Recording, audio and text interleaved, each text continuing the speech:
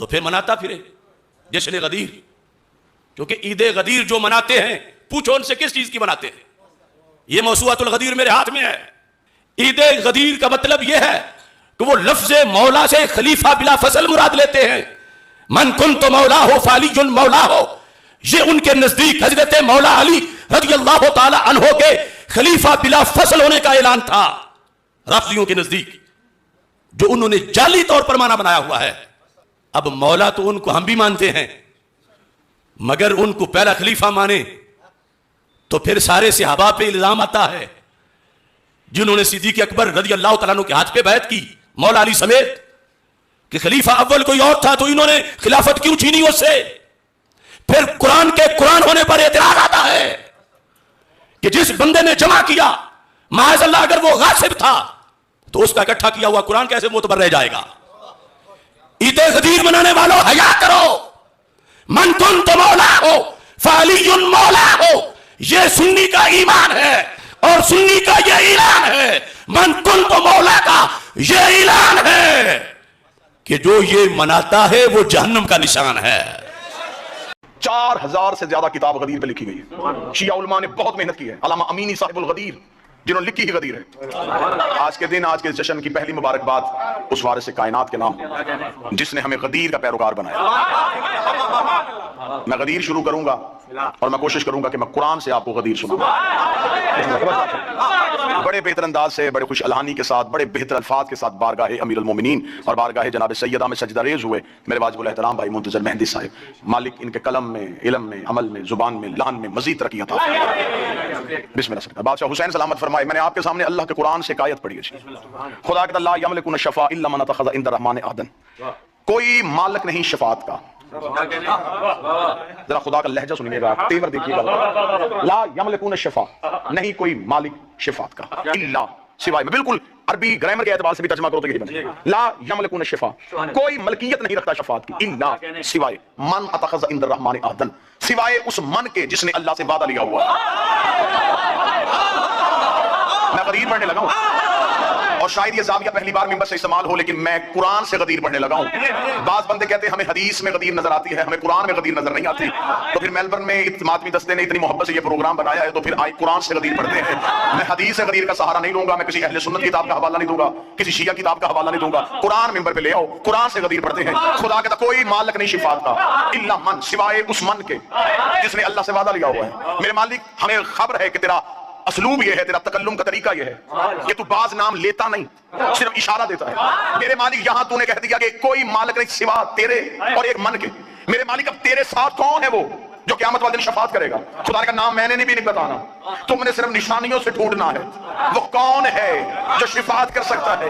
میرے مالک یہ من ہے کون؟ فرمایا قرآن سے جا کے پوچھ. میں نے قرآن کے سامنے ہاتھ جوڑے, میں نے کہا اے علی کے خاموش آ کر کیا تو مجھے بتا سکتا ہے یہ من کون سا؟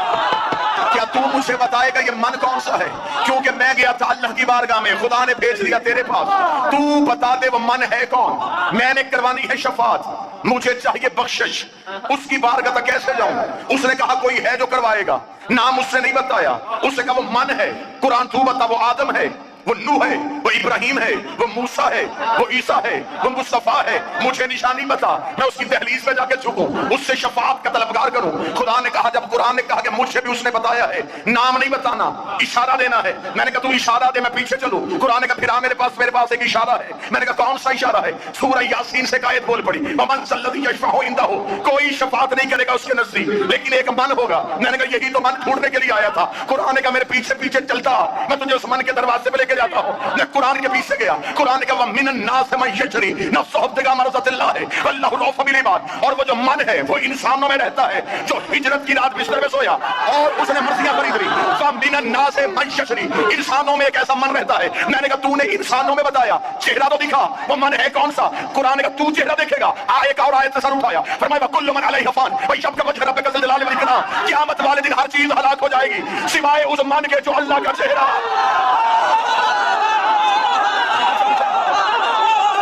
میں نے ابھی تک کوئی حدیث نہیں پڑھی, میں قرآن کی آیتوں کا تعاقب کر رہا. آیت قرآن میں نہ ہو میں گردن کا لہو دوں گا. قرآن نے فرمایا کل من علیہ فان, ہر چیز فنا, بچے گا تو وہ جو وجہ اللہ ہے. कुरान को भी पता था। बंदों ने हिजरत का बिस्तर वाला मन भी नहीं माना, बंदों ने वजहुल्लाह भी नहीं माना। कुरान ने कहा मेरे पीछे एक और आयत ने सर उठाया, उसका मेरे पास भी एक मन छुपा है। मैंने कहा वो मन कौन सा है? आवाज़ मोमन सल्लल्लाहु अलैहि वसल्लम कर्ज़ुल हसना, एक ऐसा मन भी है जो अल्लाह को कर्ज़े देता है। मैंने कहा कुरान वही तो मैं ढूंढ रहा हूं, मुझे बताओ वो मन कौन सा है? एक और आयत ने सर उठाया, उसे कुल कफ़ा बिल्लाहि शहीदन बैनी व बैनकुम व मन इंदहु इल्मुल किताब, क़यामत वाले दिन एक अल्लाह गवाही देगा, एक वो मन देगा जिसके पास किताब का पूरा इल्म है। मैंने कहा मेरे मालिक तरस कर दे, रहम कर दे, तू कुरान में निशानियां दिया जा रहा है, नाम नहीं बता रहा, मुझे नाम ढूंढना है। मौलवी कहता बिस्तर भी अली नहीं है, वजहुल्लाह भी अली नहीं है, कर्ज़े भी अली नहीं देता, मेरे मालिक नाम बता। फरमाया पैगंबर के दरवाजे पे जा। मैंने रसूल के दरवाजे पे हाथ जोड़े, रसूल ने कहा चल मेरे साथ गदीर के मैदान में, मैं तुझे चेहरा दिखाऊं। मैं गदीर में आया, नबी ने कहा मालिक कौन है तुम्हारा? नबी ने कहा गदीर में, पालानों के मिंबर पे बताया मन कुन तो मौला।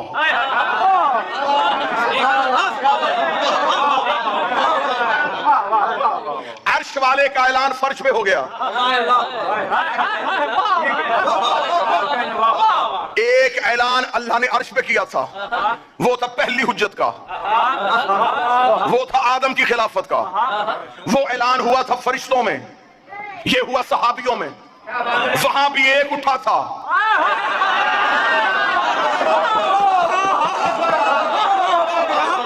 यहां फिर एक उठा। अब तो बच्चों मेरी तरफ रखना, जो वहां उठा था उसने क्या कहा था?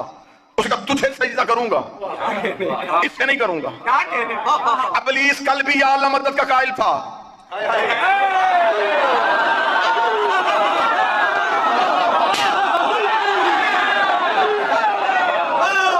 इब्लीस आज भी या अल्लाह मदद का कायल है। उसने ये नहीं कहा कि मैं तुझे सजदा नहीं करूंगा, उसने कहा इसे नहीं करूंगा। क्या था उसके पास? रखो उलमा के सरों पे कुरान। नमाजों की कमी थी, कसरत थी उसके पास सजदों की। हयातुल कुलूम में इमाम मदरसी अलैहिर्रहमान ने लिखा 6.5 लाख साल की इबादत, 50-50 हजार साल के सजदे, और इनकार भी परवरदिगार का नहीं, इनकार भी किया हुज्जत का।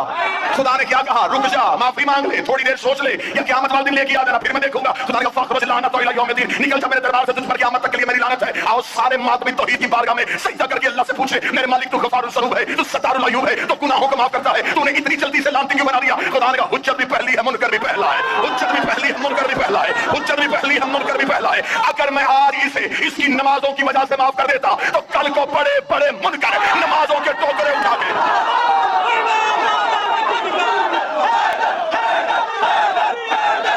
बादशाह हुसैन सलामत, कल को बड़े बड़े मुनकर, कल को बहुत बड़े बड़े हुज्जतों के मुनकर इबादतों का ढेर लेके आ जाते कि उसने भी इबादतों की वजह से माफी मांग ली थी, हमें भी नमाजों की वजह से माफी दे दे। खुदा ने कहा 6.5 लाख साल की इबादत इसके मुंह पे मार के दुनिया को बताया है, जब मैं सफीउल्लाह का मुनकर बर्दाश्त नहीं करता तो अली और वलीउल्लाह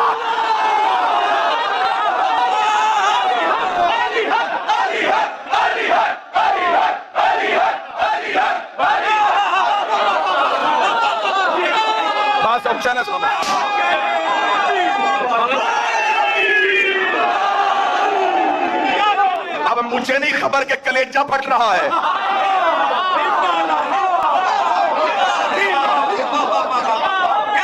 चेहरों पे रौनक रखना, चेहरों पे मुस्कुराहट रखना।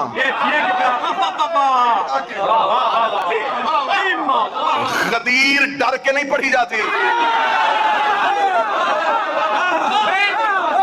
मनवाने तो मैं आया ही नहीं। अल्लाह ने नबी को भी मनवाने का नहीं कहा, पहुंचा दूसरा पहुंचा। आज बंदे हमसे कहते नहीं जी मिंबर पे आते हैं तो फिर तबलीग की बात किया करें, कुछ तबलीगी बातें भी किया करें। मैं 2, 4, 6 दिन जितनी देर रोकना चाहो मैं पासपोर्ट तेरे घर रख देता हूं। मर्जी के मौलवी से कहे मुझे कुरान में दिखा, तबलीग कुरान में एक ही बार आया है, अली की विलायत। तबलीग का लफ्ज़ एक ही बार आया और वो भी अली की विलायत के साथ। पहुंचा अली।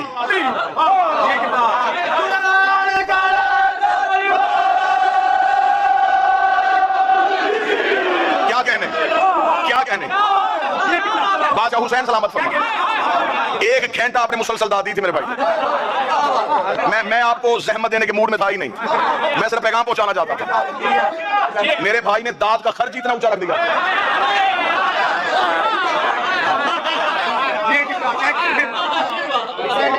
بادشاہ حسین سلامت فرمائے، اس نے انکار کیا، اس نے کہا نہیں قرآن سے پڑھ رہا ہوں غدیر۔ ابھی میں حدیث کی طرف تو گیا ہی نہیں، اب میں نے کوئی قصہ کوئی کہانی کو واقعہ تو پڑھا ہی نہیں، قرآن ممبر پہ لے کے آؤ۔ ابلیس نے کیا کیا تھا؟ اس نے اللہ کا انکار کیا تھا، حجت کا انکار کیا۔ خدا نے کیا کہا؟ معافی نہیں، خدا کا نکل دربار سے، تجھ پر قیامت تک کے لیے میری لعنت ہے، رات ہوں یہاں، کل دن میں میری فلائٹ ہے، کل تک بھی جواب ملے تو آ جانا، پھر بھی مطمئن نہ ہو دوبارہ زحمت دینا پھر آ جائیں گے۔ قرآن گواہ ہے کہ ابلیس کو جب خدا نے اپنی بارگاہ سے نکالا تو بارگاہ توحید کے دروازے پہ کھڑا تھا۔ افتخار شاہ جی یہاں سے دعا چاہیے مجھے آپ سے، توحید کے دروازے پہ خدا نے کہا کیوں نہیں جا رہا؟ اس کا مقابلہ کروں گا اب آدم کا۔ خدا نے کہا کیسے کرے گا؟ اس نے کہا میں اولاد آدم کو گمراہ کروں گا، اس آدم کی نسل کو بہکاؤں گا۔ خدا نے کہا کیسے بہکائے گا؟ خبر خدا کو بھی تھی، کون سی چیز ہے جو علم قدرت میں نہیں؟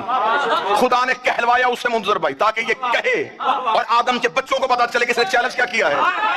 اسے کیا چیلنج کیا؟ قرآن ممبر پہ لے گا، اس نے یہ نہیں کہا میں مسلح کھینچوں گا، میں سحر و افطاری کا سامان اٹھاؤں گا، میں بندے طواف سے نکالوں گا۔ اس نے کہا پھر میرا بھی یہ عہد ہے، اگر چیلنج ہے تو پھر ایسا ہی ہے، میں صراط مستقیم پہ بیٹھوں گا، میں آدم کے بچوں کو صراط مستقیم سے ہٹاؤں گا، ادھر رکھوں گا شیعہ کتابوں کا ڈھیر، ادھر رکھوں گا سنی کتابوں کا ڈھیر، کوئی شیعہ اٹھے گا تو شیعہ کتاب دکھاؤں گا، کوئی سنی اٹھے گا تو سنی کتاب دکھاؤں گا۔ اہل سنت کے ملا علی متقی قاری اہل سنت نے اپنی کتاب کے صفحہ نمبر 258 کنز الایمان میں لکھا، مدینے کی مسجد تھی، نبی خطبہ دے رہے تھے، ایک صحابی اٹھ کے کھڑا ہوا، اس کا یا رسول اللہ ما ھذا صراط مستقیم، یہ صراط مستقیم کیا ہے؟ نبی نے اپنا چہرہ بیٹھ کے سنا، نبی نے اپنا چہرہ پھیر لیا، رسول نے اپنا چہرہ پھیرا، صحابی ادھر سے آیا، بیٹھ کے سنا، بیٹھ کے نبی نے چہرہ پھیرا، صحابی ادھر سے آیا، نبی نے رخ پھیرا، صحابی ادھر سے آیا، ملا علی متقی تیسری بار صحابی اٹھ کے کھڑا ہوا، ابھی رسول چپ تھے، یہ مسجد کے دروازے پہ ابو طالب کا بیٹا علی آ گیا، رسول نے کہا اپنا سوال آپ کا، اس کا میرا سوال یہ ہے ما ھذا صراط مستقیم، ملا علی متقی لکھتا ہے، رسول نے اپنی دائیں ہاتھ کی انگلی کو علی کی جانب بڑھا کے کہا ھذا علی کا صراط مستقیم۔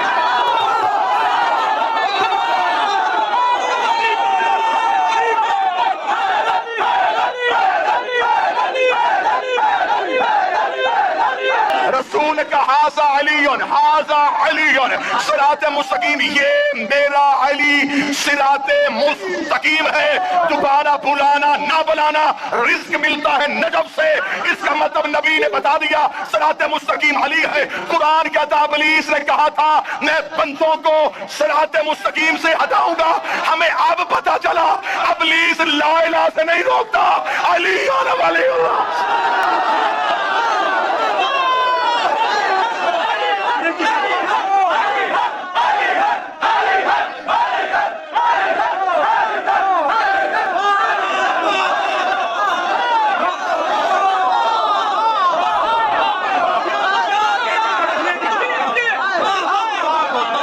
صراط مستقیم سے مراد اگر علی ہے تو ابلیس نے کہا تھا میں صراط مستقیم سے 18,000 عالمین، 7 زمینیں نیچے 7 آسمان اوپر، 18,000 عالمین۔ اب یہ تو علماء کی بحث ہے نا، جا کے پوچھنا کہ ایک عالم میں کتنی کائناتیں ہوتی ہیں، ایک کائنات میں کتنی کہکشائیں ہوتی ہیں، ایک کہکشاں میں کتنے سورج ہوتے ہیں، ایک سورج کے نیچے کتنی دنیایں ہوتی ہیں۔ 18,000 عالم کی کائنات، کائنات کی کہکشائیں، کہکشاؤں کے سورج، سورج کی زمینیں، ان زمینوں میں ایک جگہ، اس جگہ کی کچی مسجد، اور اس کچی مسجد میں بیٹھ کے مولوی پوچھتا ہے کہ علی کیا ہے؟